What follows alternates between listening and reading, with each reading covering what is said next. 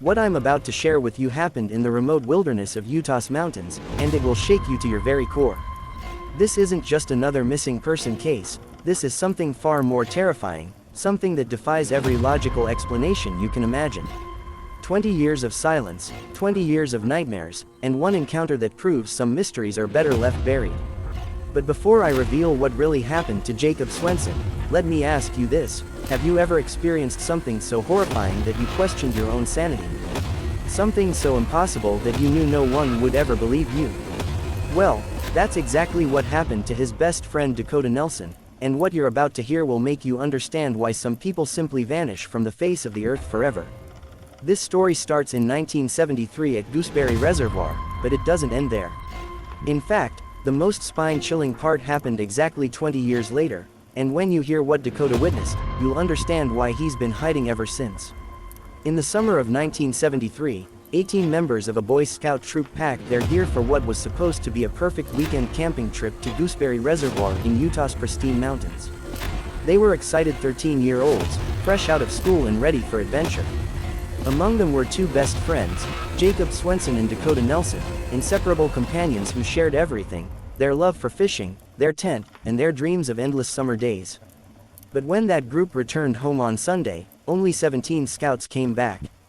Jacob Swenson had vanished without a trace, leaving behind only questions, heartbreak, and a mystery that would haunt everyone involved for decades to come. The Friday afternoon of June 8 started like a scene from a perfect childhood memory. The scouts arrived at the reservoir around 3 in the afternoon, the sun painting the mountain lake in brilliant shades of blue and gold. The excitement was infectious as they set up their tents barely 100 yards from the water's edge. Jacob and Dakota, being the fishing enthusiasts they were, could barely contain their enthusiasm. The moment their tent was secured, they grabbed their fishing gear and raced toward the lake like two kids chasing their dreams. That day, everything seemed perfect. The weather was ideal, the fish were biting, and by the time darkness began to creep across the mountain peaks, they had caught half a dozen beautiful fish. When they returned to camp around 7:30 that evening, their faces glowed with the satisfaction of a successful day on the water. The evening unfolded exactly as it should have. They cooked their fresh catch over the crackling campfire, the aroma mixing with the pine-scented mountain air. Stories were shared, jokes were told, and laughter echoed across the peaceful reservoir. As the fire began to die down and the stars emerged in the crystal-clear mountain sky, the exhausted scouts retired to their tents. Dakota remembers it being quite late when he and Jacob finally zipped up their tent and settled in for what should have been a restful night's sleep. Within minutes, Dakota had drifted off into the deep sleep that only comes after a perfect day outdoors. But sometime during the dark mountain night, everything changed. Dakota was awakened by the sound of their tent zipper being pulled down and Jacob's quiet voice saying he needed to step outside to relieve himself. This was nothing unusual. Nature calls even during camping trips, so Dakota mumbled something in response and immediately fell back asleep. What happened next would haunt Dakota for the rest of his life, because when he next opened his eyes, he found himself staring directly into the cold night sky through their tent opening. A chill that had nothing to do with the mountain air ran down his spine as he realized Jacob had never returned. Sitting up in his sleeping bag, Dakota called out into the darkness, expecting to hear Jacob's familiar voice responding from somewhere nearby. But the mountain silence was absolute, broken only by the gentle lapping of water against the shoreline and the distant hoot of an owl.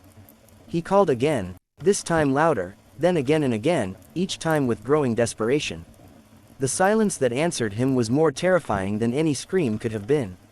Something was wrong, terribly wrong, and Dakota could feel it in his bones.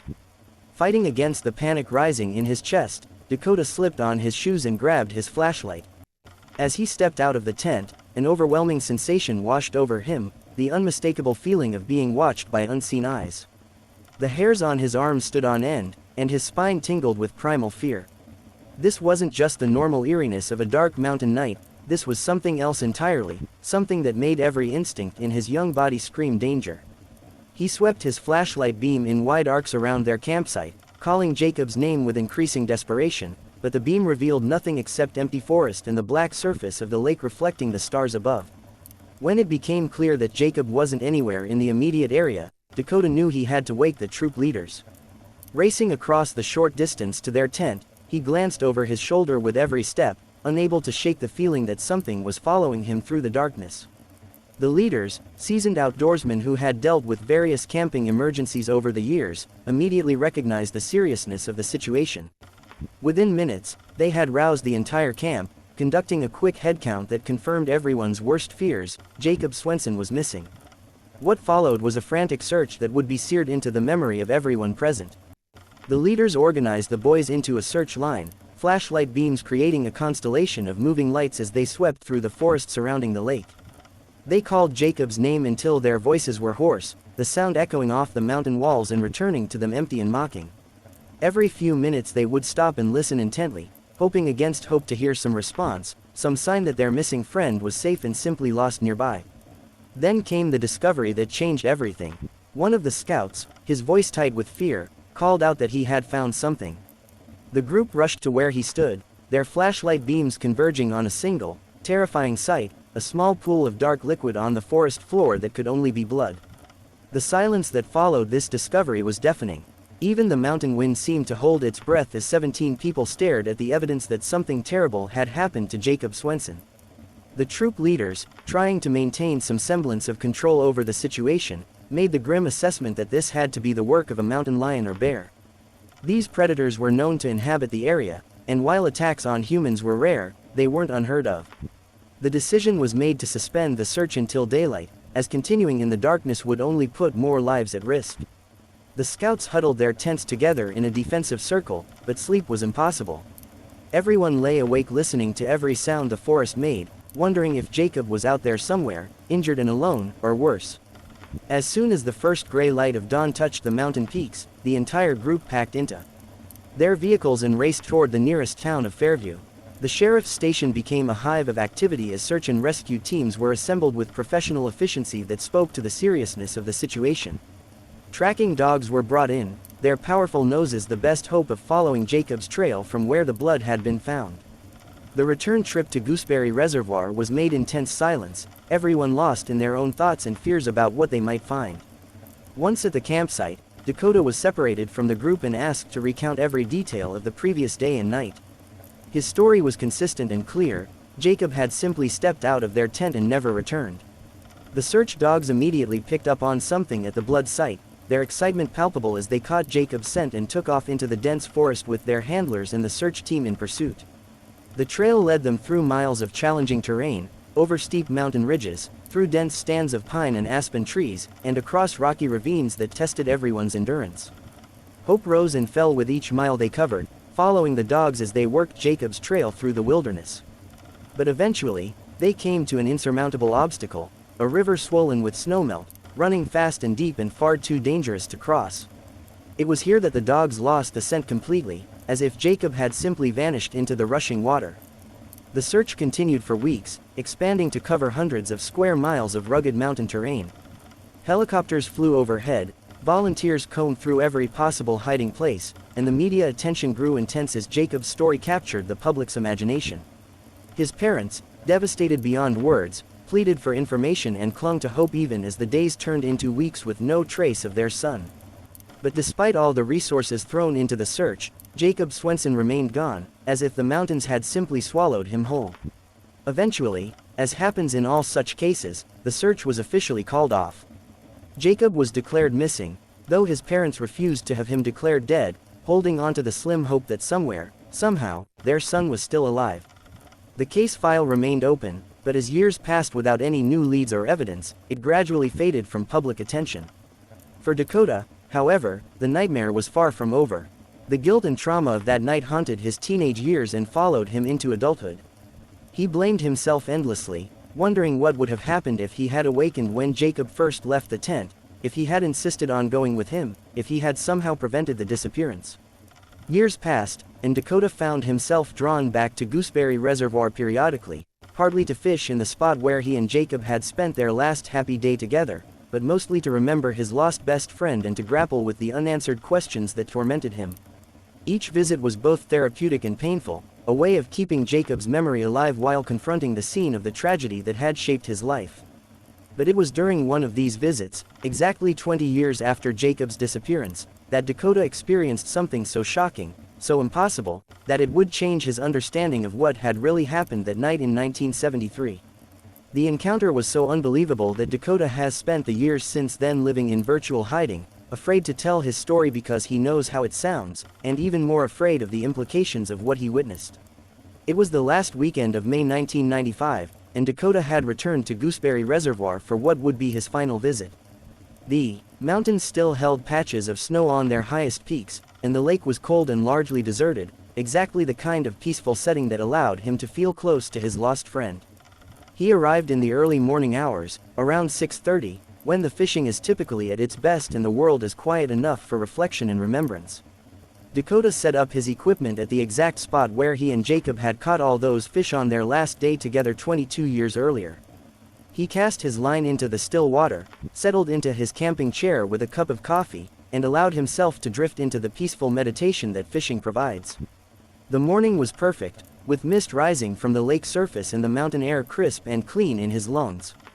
But then, cutting through the perfect silence of the mountain morning, came a voice that stopped Dakota's heart cold. "Hello, Dakota," someone said from behind him. The voice was somehow familiar yet strange, and Dakota knew with absolute certainty that there had been no one else around when he arrived. His coffee cup froze halfway to his lips as every muscle in his body tensed with shock and disbelief. Slowly, trying to control the trembling in his hands, Dakota stood up and turned around. About 30 yards behind him stood a figure that defied everything he thought he knew about reality. It was a man, but unlike any man Dakota had ever seen. He was covered in hair from head to toe, his clothes were tattered and worn beyond recognition, and his feet were bare despite the rocky mountain terrain. But most shocking of all were his eyes that Dakota recognized despite the impossible circumstances. When Dakota finally found his voice, he managed to stammer out a question, "Who are you?" The figure stood motionless for a moment that seemed to stretch into eternity, then spoke words that would haunt Dakota for the rest of his life. "It's me, Dakota. It's Jake." The shock hit Dakota like a physical blow. Every rational part of his mind rejected what he was seeing and hearing, but those eyes, those unmistakably familiar eyes, told him that the impossible was somehow real.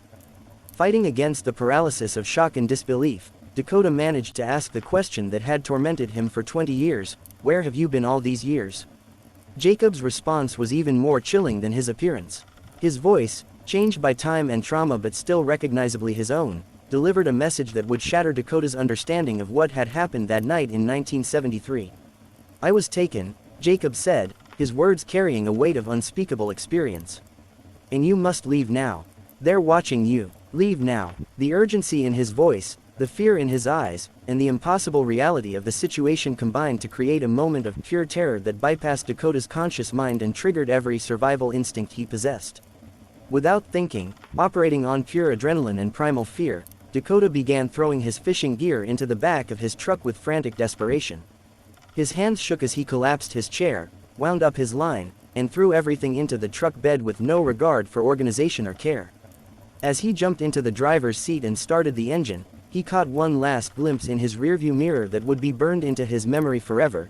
Jacob, or whatever Jacob had become, slowly walking back into the dense forest, disappearing among the trees like a ghost returning to its grave.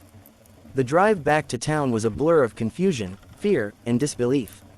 Dakota's mind raced with questions that had no rational answers. Had he really seen Jacob, or was he finally losing his sanity after years of guilt and trauma? If it was real, what did it mean? Who had taken Jacob, and why? And most terrifying of all, who were they that Jacob had warned him about, and why were they watching? For years after that encounter, Dakota wrestled with whether to tell anyone what he had experienced. The rational part of his mind insisted it had been a hallucination, a manifestation of his guilt and grief finally breaking his sanity. But the visceral memory of that encounter, the physical reality of Jacob's presence and the specific details of his appearance and words, convinced him that what he had experienced was real, no matter how impossible it seemed. There were practical considerations as well. If he told the authorities, they would either think he was crazy or they would want him to return to the reservoir to show them where the encounter had taken place, something Dakota knew he could never do. The fear in Jacob's voice when he warned about being watched had been too real, too urgent to ignore. And then there were Jacob's parents, elderly now and having finally found some peace with their son's disappearance. How could Dakota give them hope only to potentially destroy it again with a story so unbelievable that even he sometimes questioned it? So Dakota made the decision that has shaped the remainder of his life. He would wait until Jacob's parents had passed away before telling his story, and he would never return to Gooseberry Reservoir again. The weight of this secret, combined with the trauma of the encounter itself, led Dakota to gradually withdraw from society, eventually disappearing entirely from public view. The story Dakota finally told in 2005 to a freelance journalist represents the only time he has ever spoken publicly about either Jacob's disappearance or their reunion 20 years later. He has refused all requests for television interviews, photo sessions, or follow-up conversations. According to those who knew him, Dakota has since vanished completely, most likely intentionally, leaving behind only his testimony about events that challenge everything we think we know about missing persons cases and the nature of reality itself. What makes Dakota's story even more compelling is his complete lack of motivation to lie. He gains nothing from telling this tale: no money, no fame, no resolution to his trauma.